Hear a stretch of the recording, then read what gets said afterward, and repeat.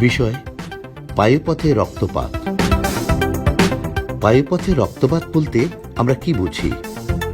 পায়ুপথে রক্তপাত বলতে আমরা বুঝি পায়খানার সাথে অথবা পায়খানার শুরুতে বা শেষে আপনার যে বাথরুমের কমোডে বা প্যানে যদি রক্ত দেখতে পান সেটাই হচ্ছে পায়ুপথের রক্তপাত।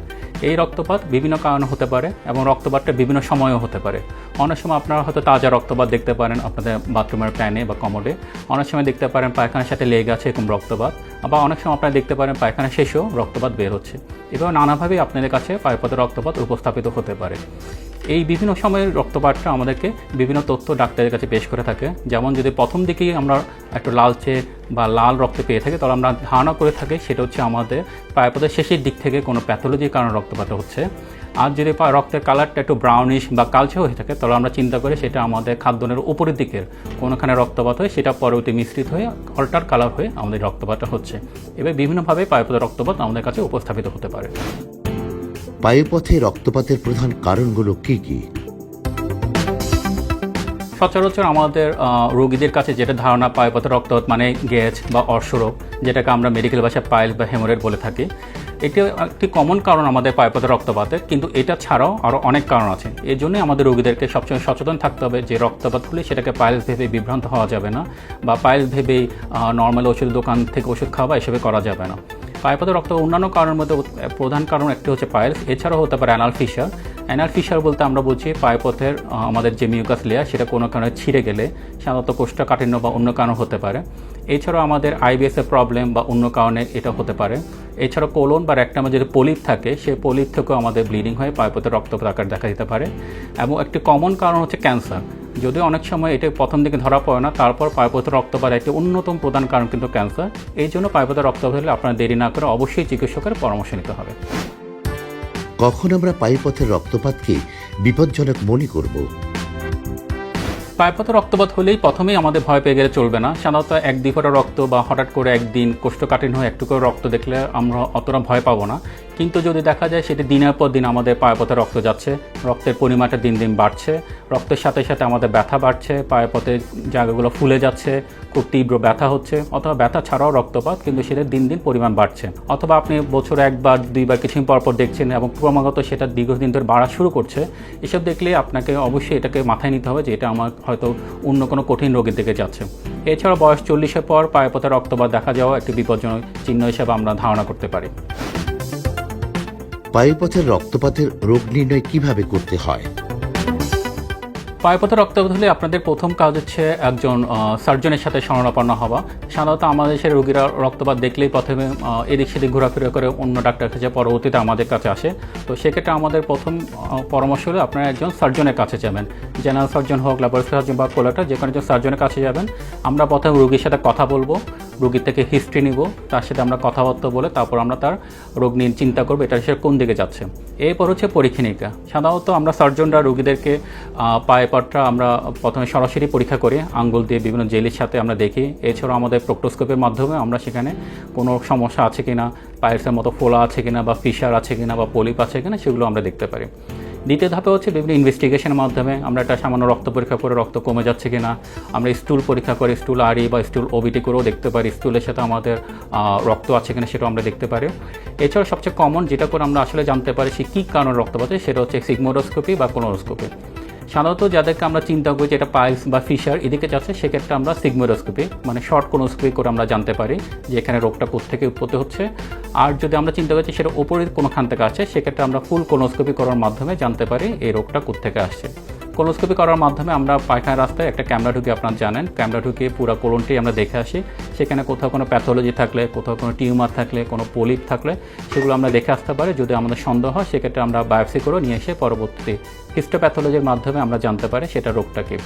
এছাড়াও কোলোনোস্কোপি একটা 40 বছরের পর প্রতি বছর রুটিনলি করা হচ্ছে একটা স্ক্রিনিং পারপাস হিসেবে। ইউএসএ এবং ইউকেতে এটা খুবই প্রচলিত, যদিও আমাদের দেশে এই ধারণাটা এখনও গড়ে ওঠেনি। তারপরেও 40 বছরের পর সাধারণত 2 বছর পর হলেও মিনিমাম একটা কোলোনোস্কোপি করার মাধ্যমে আমরা আমাদের এগুলো স্ক্রিনিং করে রাখতে পারি যাতে ভবিষ্যতে আমরা বড় কোনো রোগে আক্রান্ত না হয়।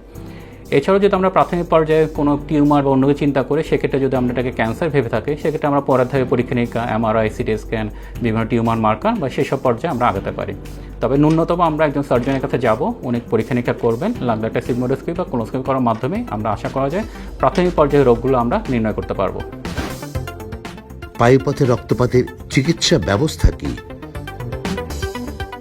পায়ুপথে রক্তপাতের যে চিকিৎসা সেটা আসলে নির্ভর করছে আমার রোগটা কি তার উপর, যেহেতু আমরা অনেকগুলো কারণ বলেছি এবং প্রতিটা কারণের জন্য চিকিৎসা পদ্ধতি আসলে ভিন্ন রকম।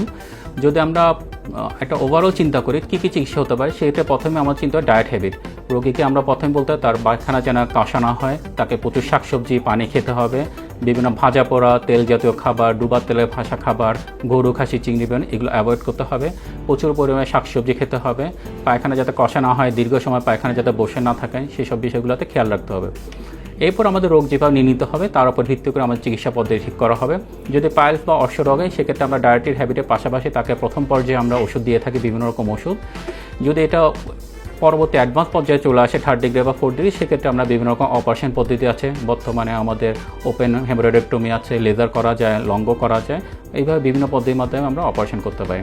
যদি ফিশার হয়ে থাকে সেক্ষেত্রেও ডায়েটারি অ্যাডভাইসের পাশাপাশি আমরা ওষুধ দিয়ে থাকি পায়খানা রাস্তায় সাথে মুখে, এবং পরবর্তী অপারেশন লাগে সেক্ষেত্রেও আমরা ল্যাটারি স্ফিংক্টারেটমি সেটাও কেটেও করা যায়, লেজারের মাধ্যমে করা যেয়ে থাকে।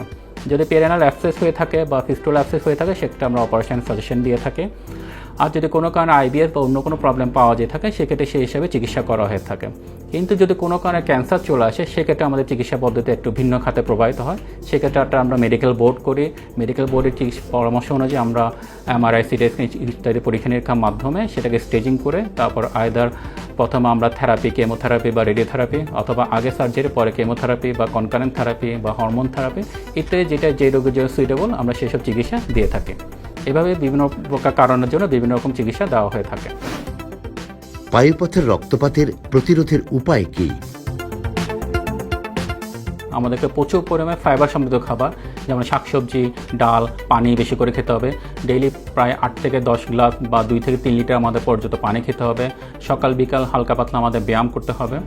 এছাড়া আমাদের মল থেকে যে অভ্যাস, প্রতিদিন যেন একবার আমাদের ক্লিয়ারভাবে বাথরুম হয়, বাথরুম যাতে দীর্ঘ সময় আমরা বসে না থাকি, পায়খানা করতে যাতে বেশি চাপ না দিই, এবং যাতে ঠিকমতো পায়খানা হয় একটা নির্দিষ্ট দিনে প্রতিদিন যেন নির্দিষ্ট সময়ে পরিমতো পায়খানা হয় সেদিকে আমাদের খেয়াল রাখতে হবে।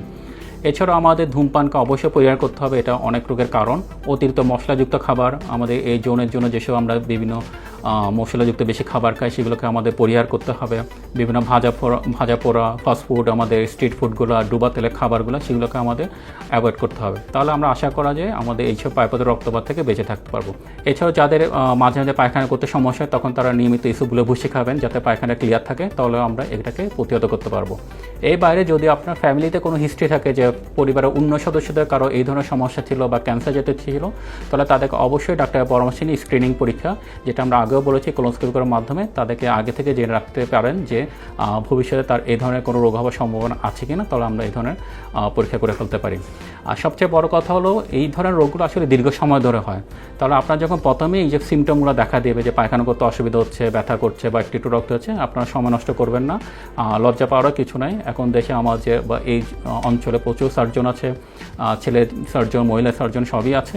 আপনারা অবশ্যই দেখা করবেন, পরীক্ষা নিরীক্ষা করবেন, তাহলে আপনারা আশা করা যায় খুব অল্পতে এসব থেকে বেঁচে থাকতে